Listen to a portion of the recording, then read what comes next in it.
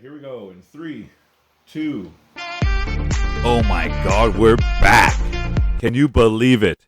This week in sports has turned to this month in sports. It's been a hell of a month, but finally we're back, and this is episode whatever it is. And thank you for everyone that has been watching and staying with us. As always, recently we have my cousin, Joel Bruneau. And we got a lot to talk about this week. Too much. This week, this month. If we did this month in sports, we'd be on air for like 6 hours or some shit.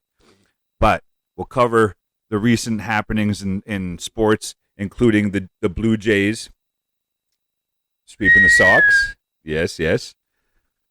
The Elks. Boom, boom, boom, boom.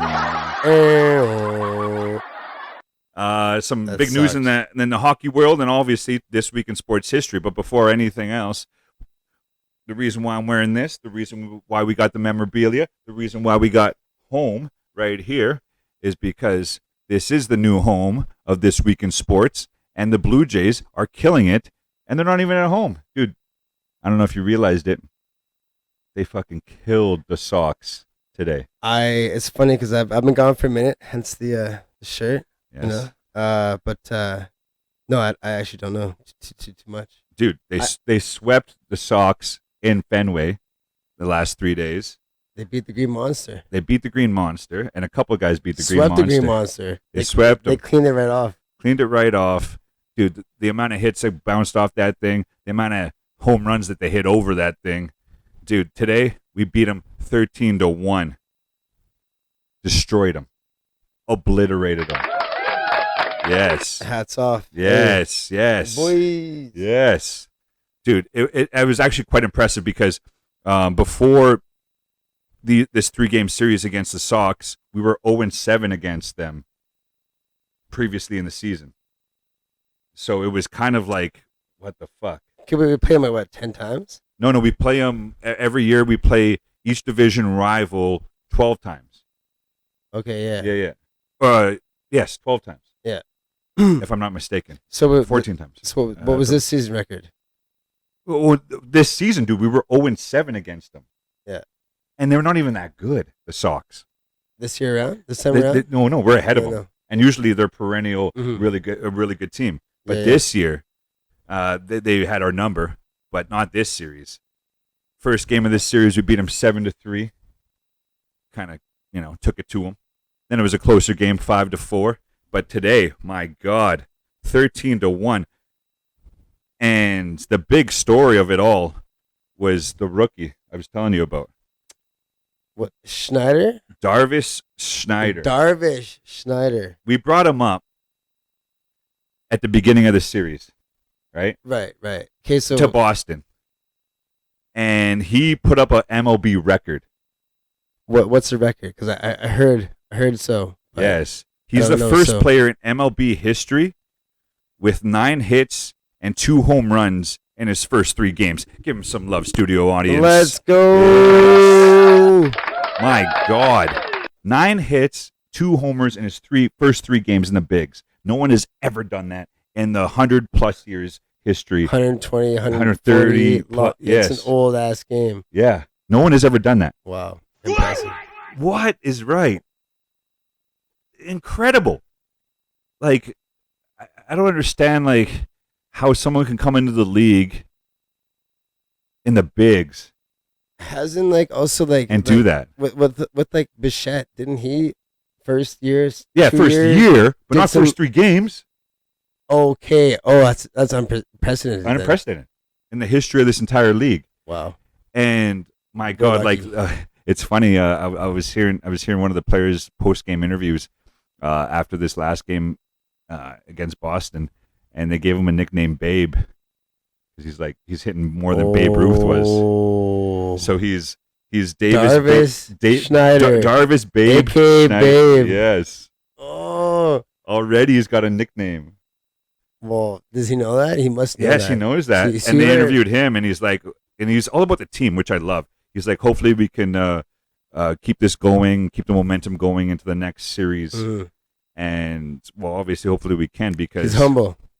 Well, yeah, Well, that's how you got to be to be Yeah, a ultimate athlete. yeah. And after that 3-game series win against the Sox, we're doing pretty well in the standings.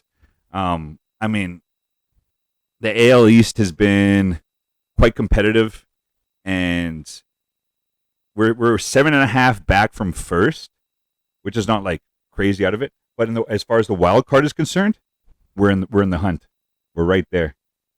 We're right there. So you think it might be some like old school back the day shit that we saw? Yeah. Like, we're gonna do a wild card series. The wild card, the way it works nowadays, is different than when we watched it back in the day. mm-hmm. They have 2 wild card spots, and they have it's different. They have like a wild card series or whatever. I don't know off the top of my head because it's changed so much. The game has changed so much with all the rule changes in the last like 4 or 5 years. But there's more opportunity for wild card teams, and they've expanded the playoff, the amount of teams that get in the playoffs. But we're right there. Right. So is it any different from like Batista to like Emma Carcion to like It is, yeah, It's the same. because during that era, 2015, 2016, right? the wild card was only 1 game. Now it's I believe it's. You're putting me on the spot right now, motherfucker. I mean, I'm just like, I should not. I'm curious how it changed. Well, no, there's more teams involved now. Oh, okay, so it's not just the two or last 3 or whatever how it works. Yeah, no, the top 2 teams in each league get the bye, and then the third team plays the teams from the wild card, and but I'm not too worried about that, man. Like the way we're playing right now, if we continue it, dude. So we're in contention for that wild card spot. Well, right now, but there's still like 70 games left. Oh, so there's lots of 65. left. Oh yes. Yeah. So like 7.5 games is not too much to make up to get the division lead. You know what I'm saying? And Tampa Bay, they're kind of falling back.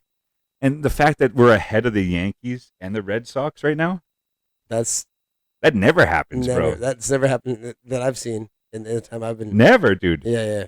Because the Red Sox are just 3 games above 500. The Yankees, they're behind us as well. And Yankees are stacked.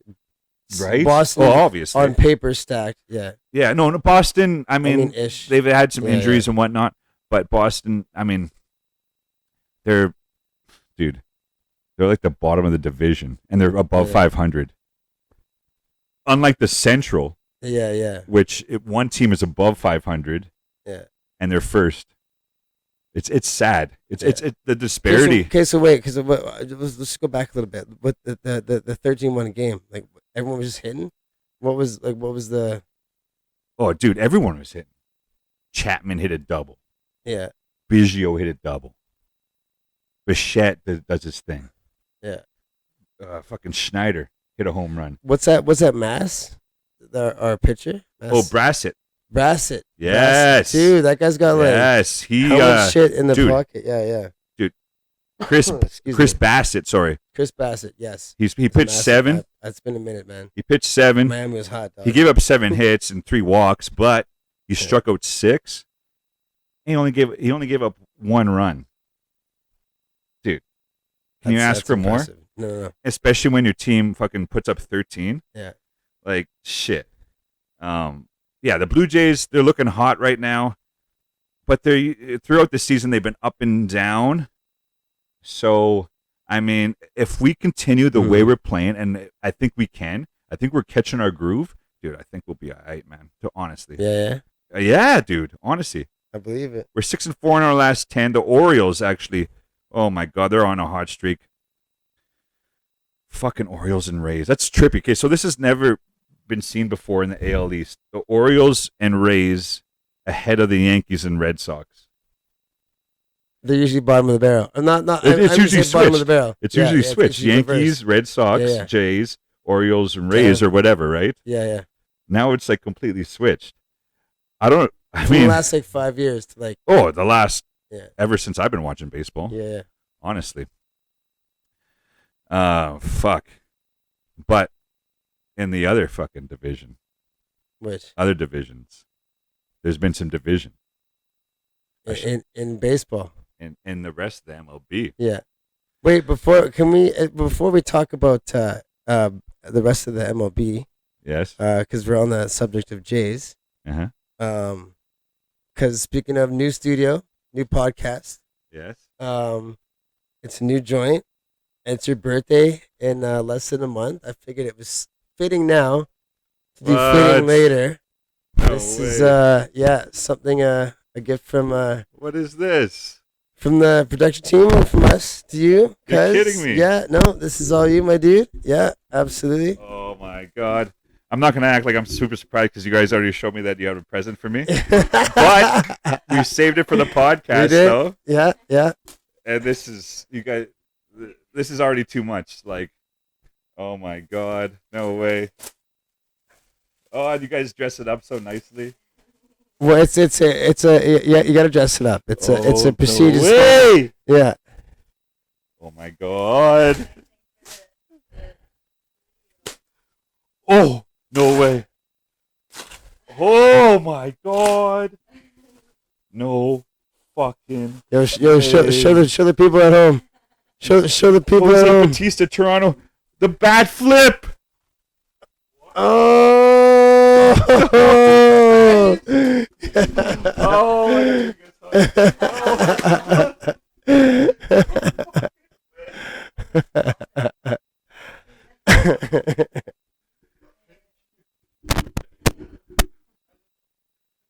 Denny even knew too.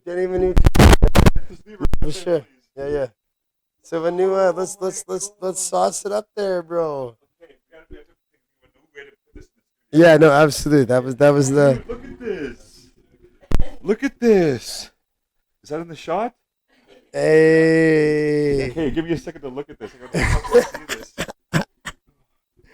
On October 14th, Bautista fired his bat after hitting a 3-run homer that won the game for the Toronto against Texas and sent them to the 2015 American League Championship Series. One of the most iconic bat flips. And then probably the bat flip in MLB history. Show me a better one. Honestly. Literally. Yes. Yes. Absolutely. Also, welcome back. Welcome back. Let's go. Oh, you guys are the best. I was not expecting that.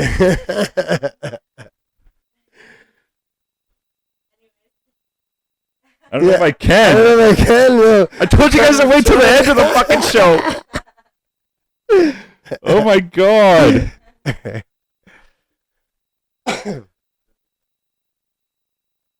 Yeah, no, we're gonna set up like an actual setup for this. Yeah. Well, that's it. Like I said, new studio, new place. I figured that would be fitting. This is the first of many memorabilia that will be added to the studio as time goes on. Yeah. That's so fucking sick. Holy shit. Oh, you caught me off guard now. Holy fuck. I mean, we could have did it later on afterward, but like I figured we're talking about baseball. Come on. That was a 13-1 against the Sox. We swept the Sox in Fenway. Mm-hmm. That's huge. When's the last time we've ever done that, even? Yeah. If I even known. So, Oh. Absolutely, man. Damn. Yeah. That was from a high to a low. There was a fight in MLB yesterday too. This week in sports. Huge. Apparently, someone got low. Jose Ramirez against Tim Anderson. Yeah. Fuck, Jose. Ramirez slid into second, and Jose stood over top of him, and so Tim got up, and they were scrapping, and the ump was trying to break it up, but he's seen that like they were about to go at it, so the ump got out of the way. The ump's like, no, I'm out. They're going, and so they're doing this, and they start swinging at each other. They start swinging, get a couple like half hits in, and then Ramirez, like as he's backing up, clocks Anderson. Anderson gets fucked up. Oh, boom. Yeah, all dazed and shit, falls back on his ass, and obviously the bench is clear, and everything clears. The bullpen's clear, and they'll keep the cord there, and there are obviously going to be some supplementary discipline coming for both teams and both players. But how does that work? I'm not too familiar with it. I love my wrestling. It's suspensions.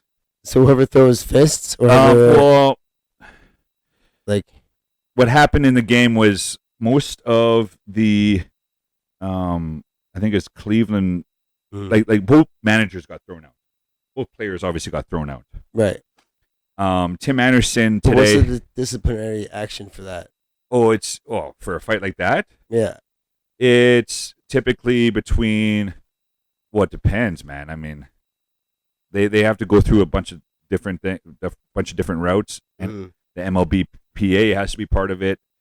Major League Baseball has to be part of it. It's a whole investigation. It's not an investigation. It's a whole video footage. He threw a hand. Yeah, he pushed, and also they look at what escalated, what happened up to that point. Mm-hmm.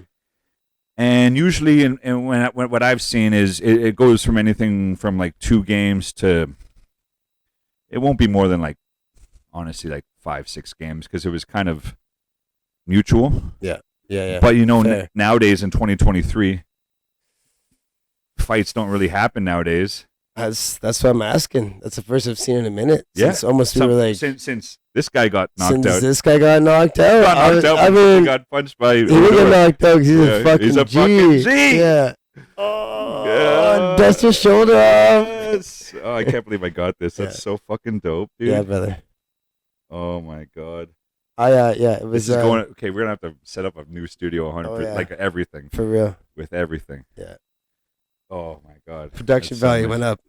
1,000,000%. Sponsors, NordVPN, anybody? Any sponsors want to get on here? Yeah. So there was that big fight. We'll see what comes up of that. But there was some fists flying. Somebody got fucked up. Tim Anderson. I guess Jose Ramirez and the Cleveland Indians were saying that Tim Anderson was talking shit and was doing shit and has been disrespecting the game. Oh wow! So it was it was escalating. Oh shit! Apparently. Yeah. You think they say that just to I don't know. You don't know. I don't know. I don't know enough. Just to make it fair enough. And as anyone that watches this knows, I don't talk shit about stuff I don't know about. Yeah. So, but speculation, you never know. There's always Well, maybe that's speculative. Yeah. I mean, maybe Tim Anderson was talking shit. Yeah. Well, he did get suspended. I was reading in the article that he did get suspended a couple times before. Mm-hmm. One of which was for a bat flip, and then he threw at somebody or something, and then another one was flipping off a fan at in Cleveland or Chicago or something. He flipped off a fan, which come on, you don't do as a professional. No, that's It's pretty shitty move. Yeah. But you can call him water for about a couple innings, but you can't do it for 7 innings. Don't pick that up, motherfucker. I got another J story for later. Okay.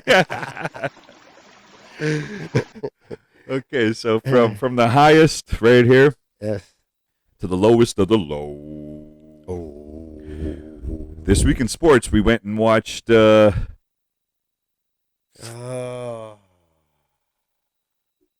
I don't even want to say it. We watch history. We watched history. We watched our we watched our stupid Edmonton Elks / Eskimos. I wish it was Eskimos still. Yeah, thank you. Yeah, that was a very yeah. Is there an Inuit term for that word, that sound? We went to this game this week. Yeah. This past week in sports. The Edmonton Elks versus the who are they even fucking playing, man? I actually don't even. Who did we play? It's so sad. We broke a record. No way. Who did we? BC Lions. The BC Lions. Sorry. Not sorry. And they weren't even that good. Honestly, they weren't even. It's not like they put up 50. No. It's not even like they Nope. Destroyed us. They didn't even have to destroy us. We were that bad. Yep. We broke the record for most home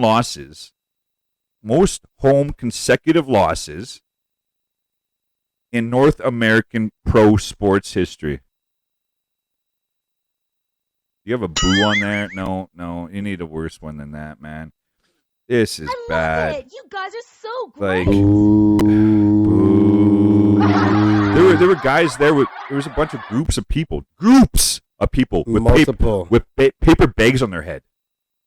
There was some. I saw someone with a sign that was like, break a record. 0-21. Let's make history, boys. At least give us something to cheer for. Yeah. That sucks. So bad. Considering, brother, we've grown up. Us winning all the time. Eskimos were always a contender. Eskimos, always. not Elks. Eskimos, always a contender. Always in the fucking playoffs. Or always close to. Grey Cup, what, less than 4 years ago? 5 years ago? 2016, I believe. Yeah. Was the last one? Yeah, so. Yeah. Ever since we changed our name, we haven't won a game at home. So here's a list of the longest home losing streaks in North American pro history. At number 6, the St. Louis Rams. From 2008 to 2010, they lost 14 games at home in a row. The Dallas Cowboys, when they were shitty in the 80s, from 88 to 89, they lost 14 games in a row at home. Pittsburgh Penguins, believe it or not, will have a little tidbit on that. From 2003 to 2004, right before they got Crosby. Oh, I kind of think I remember that. Yeah, right before they got Crosby. Yeah. Because that was when we were putting the pieces in place for our playoff run. Yes. We were starting to They lost 14 in a row. Yeah. The Dallas Mavs, from 93 to 94, they lost 19 home games in a row. Oh, my. That's sad. But even sadder, the St. Louis Browns. This is like before the NFL and before what we know is. For what the contingency of it is now. Yeah. Contingency. Oh, no, this is baseball. This is 1953. 20 games in a row. 1950 what? 1953. So this is the longest Oof. home losing streak Oof. in 70 years. The Edmonton Elks haven't won a game since they changed their name from the Eskimos. Since 2019. We've lost 21 games in a row. Home games in a row. Whoa. Like we won games, and we witnessed it. We won games away, but we haven't won games at home. We won 2 games away. What the fuck? That sucks. That sucks so hard. I'm sorry. Can the camera guy, can you be like, I'm sorry.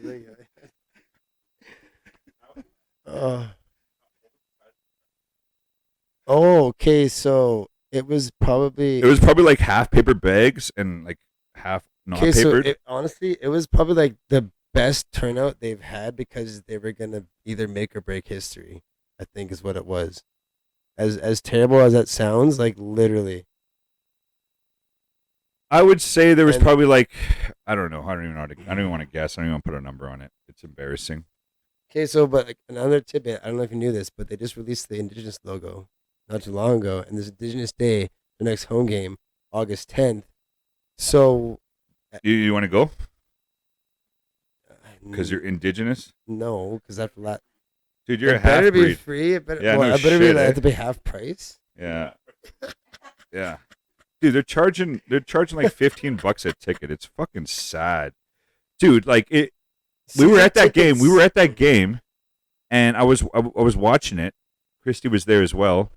And I haven't seen our intern. Our incompetent intern. I'm kidding. I'm joking. She killed it actually. Yeah, This is all them. This is Nathan. Shout out to Nate. Shout out to Christy. Yes, thank you very, very much. Yeah. For helping us with this. Absolutely. Yes, thank you very, very much. I'm just joking around, but we were there. We were watching it. We're hurt.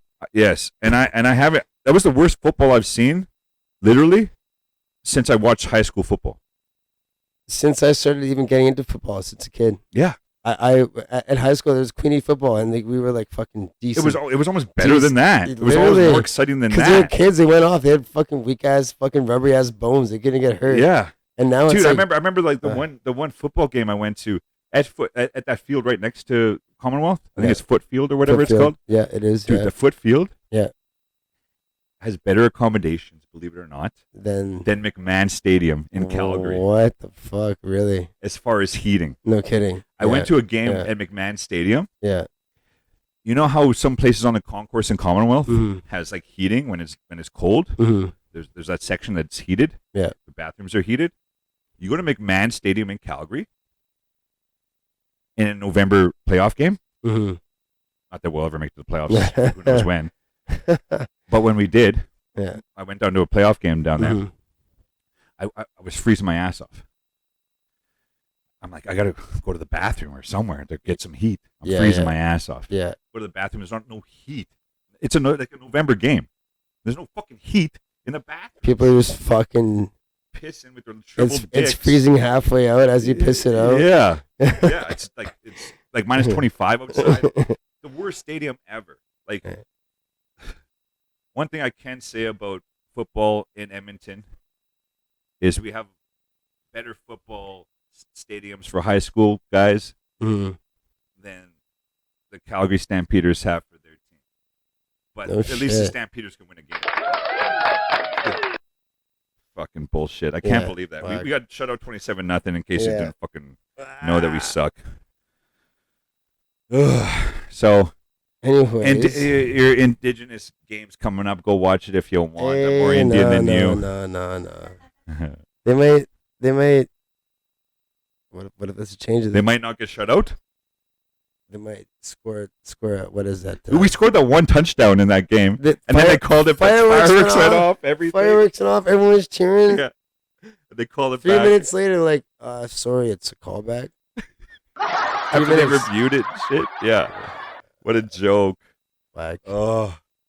Anyways. As an Indigenous auntie would say, anyways. Yeah.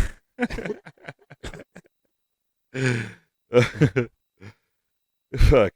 I mean, okay, from a negative to some big news in different league, the NHL. Oh, actually, that's a huge trade.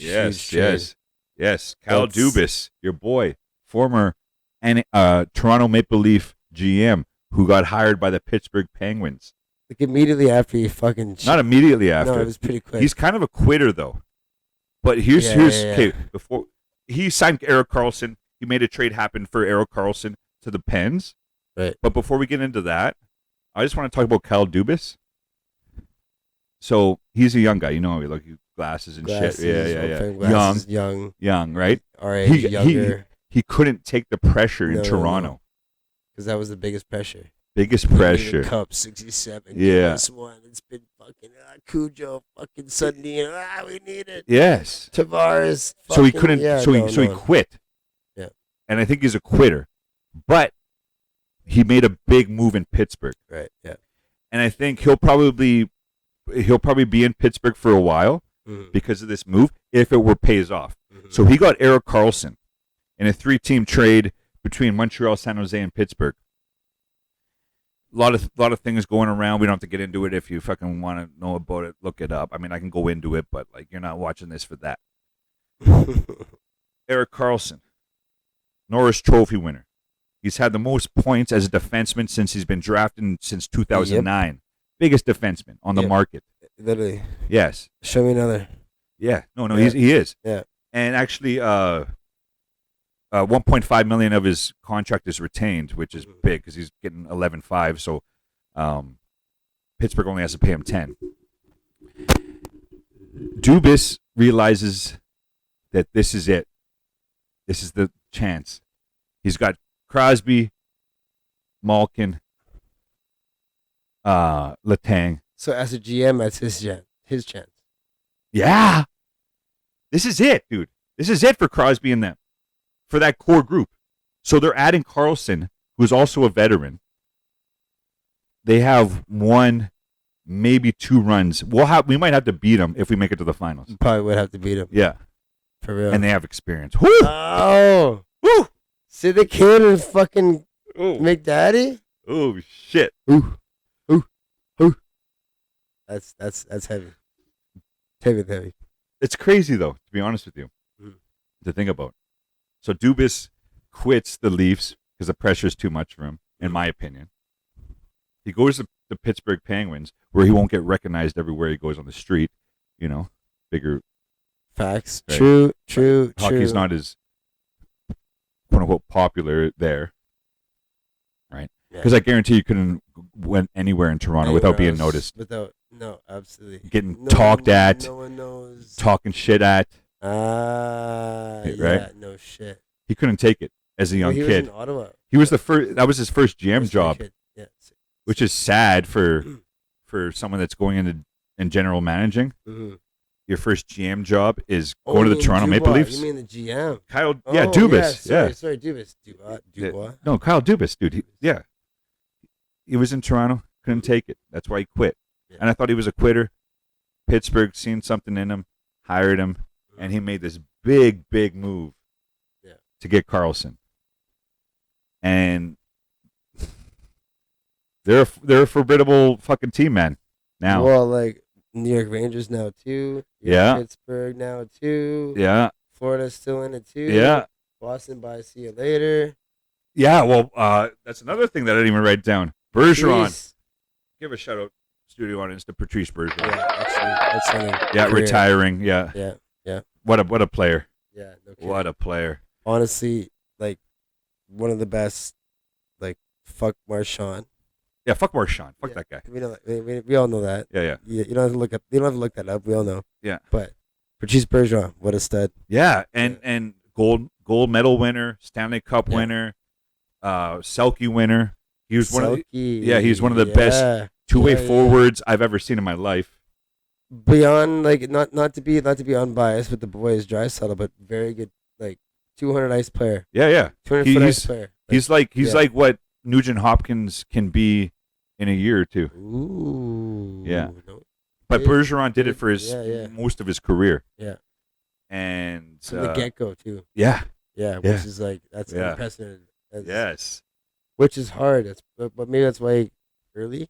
He probably maybe could have had a couple more years in him. Not early, dude. He's like 39, man. Oh shit. Well, because you're fucking 35 doesn't mean it's early. Peter Gallery, chill out back there. Some Oilers news, have some coffee. The Oil. We got a new CEO of hockey operations.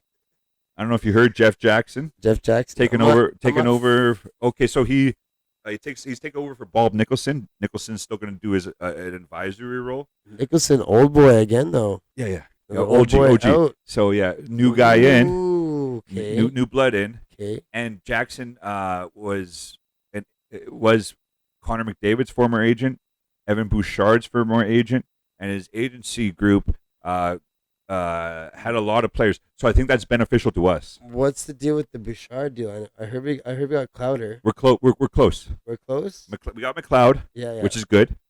Bouchard is really the only loose end that we got to tie up.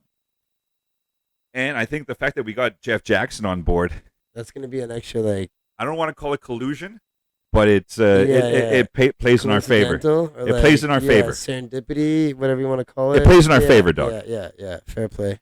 He's a former agent. Excuse me. Back in the day, a few years back, he was the assistant GM of the Leafs, and yeah. So he has experience kind of in the managerial part of the game. He's been there, done that a little bit. Yes. Yeah. So So that's a positive. Yeah. And Bob is getting old, right? Too. I mean, so I'm sure he wants to move on. So he obviously addressed that to or relayed that to Ken Holland, and so Ken Holland was looking for someone else. And Jeff Jackson. Shout out Ken. You've been doing some. Well, here's the thing too about Ken Holland, this is his last year on his contract, right? So it's all guns in. Yeah. So that's why we got this. That's why we got those 4 players for Connor Brown, for the big addition. Yeah. This offseason. Yeah. Former Stanley Cup champion. Yeah. Has a ring. I think he has 2. 2 of them. He has got 2 rings, bro. Shit. Veteran presence. Yeah. Depth forward. Been there. Solid on the puck. Ooh. Because the way LA won it was fucking hardcore, dog. How you win a cup. Gritty. So hopefully that translates to our younger players, our depth players, and we can bring it home this year. Final pieces of the puzzle? Perhaps. It's gonna really rely on goaltending too. Yeah. And we're all in on Stu and Soup. Stu. Yeah. Soup. Stu. Where's the bannock? Yeah, where's the bannock at? Don't panic. Eat the bannock with the stew or the soup. Yeah. Oh, I really love this thing right here. This is beautiful. And I think this would have been a perfect time to bring it in if we talked about it prior. Because this week in sports history, I got a story for y'all. Oh, well, then maybe it's fitting. Yes. Well, let's go. All right. So in 2021, 2 years ago, where's this thing here? Hold on. Pull this up for a second. Hold that up. Hold that up. Yeah, it's right there. Yeah. Hold that up. Hold that up. Yeah. We got it. Oh. So I told this story once before on the podcast, but if you haven't heard, and most people in here haven't heard, the way I got this shirt, it was after the pandemic. The Jays were playing in the States for like a year and a half, 2 years, damn near. And then it was announced that they would be coming back to Toronto at the end of July 30th, 2021. And once I heard that, I'm like, fuck, I'm going. I am going. Because the first time I went to Toronto, it was for a playoff game, a Toronto Blue Jays playoff game. So I was like, if I go there for a playoff game, I'm going there for the return of the Blue Jays. Yes, I told a shit ton of stories leading up to that and after that. And so I'll tell you one from a really good one from that trip to Toronto. So I couldn't buy tickets to the first game, this game, beforehand because they were all sold out. They only sold 15,000 tickets too because it was still like post-pandemic. So they were kind of apprehensive. So they didn't sell out the whole place. They said they only sold 15,000 tickets. Was it like spread out too? Yeah. So those tickets went like that. Yeah. But I was able to buy tickets to Game 2 and Game 3 of the series against Kansas City, ironically, who we were playing. And I was like, fuck it, I'm going to go there and try to do what I did the first time I went to Toronto and go to the box office and try to see if they released tickets or whatever. And fuck, the amount of stories I have from this trip is crazy. But long story short, I wasn't able to get a ticket for the first game at the box office because the box office didn't even open that time because, I mean, post-pandemic, you know, everyone's all apprehensive. So I decided to go and check if I could find like a scalper out front before the game. They're charging like, what was it, like $250 a ticket or something? Yeah. I'm like, fuck that. All right. I'm by myself, by the way. All right. Solo. And so I go back to this bar where I met this poker player at prior in the day that I had an interview with him on CTV Edmonton. You could look it up on TV. Or you could look up my whole story. I'll tell the story probably next year or whatever. So I went back to the bar Hoops, which is just down the road from Rogers Center. And then I'm like, I'm having a drink. I'm like, you know what? Fuck it. I'm going to try one more time. It's like 45 minutes before game time. Mm. So I go up to the stadium and I'm looking around. I ask the scalpers again. They're like charging even more. They're like $300, $260 or some shit. I'm like, fuck that. I'm just sitting there. I think I'm like smoking and talk to this group of guys. I don't know, sort of say, you know how I am, right? It's, you know, just always friendly, just, you know, just talking to people. And I'm just having a smoke. And I'm like, yo, guys, they're like, I'm like, you guys from Toronto here? Like, yeah. I'm like, yeah, I'm from Edmonton. I came down here for this and can't find a ticket. And I think there was like 3 of them. And they all look at each other. And they're like, yo, we have an extra ticket. I'm like, no way. That's sick. Let me buy it off you. Mm-hmm. They're like, how much? I'm like, I look in my pocket, how much cash I have. I'm like, I think it was like $60 or something. I'm like, 60. They're like, done. Boom. Boom. Bada bing. I'm in. The return home of the fucking Toronto Blue Jays, and this is the return home of This Week in Sports. Thank you for watching. Thank you, Joel Bruneau. Welcome back. We're not going to take another fucking month. It's not going to be this month in sports. It's This Week in Sports. It'll be this 2 days in sports. This every day in sports. Every day in sports. Caleb's shaking his head. Our production manager's like, no, I can't. Yeah. No, but honestly, if you're watching this to this part, I really appreciate it. I can't believe people watch this shit. I do it for practice. Yes. And thank you, Joel. Hey, of course, cuz. Big shout out to Christy and Nate. Big shout out to my brother Caleb for producing all this. Absolutely. Yes. Thank you very, very much. Ciao. And we'll see you fucking next week. We're doing another one next week. We're not waiting a fucking month for this shit. All right. Peace, y'all. Peace. Hey.